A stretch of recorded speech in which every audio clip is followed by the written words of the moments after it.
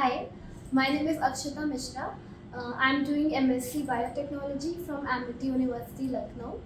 And I had the privilege of interning at Let's Give Hope Foundation. Let's Give Hope Foundation taught me many skills such as leadership skills and team management, क्योंकि हम यहाँ पे rural गांव के बच्चों के साथ काम करते हैं।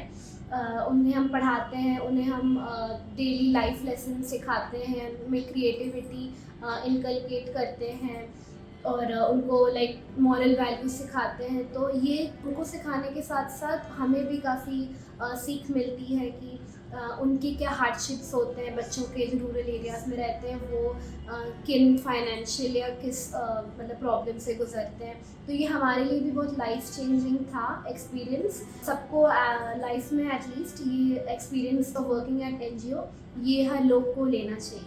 Thank you.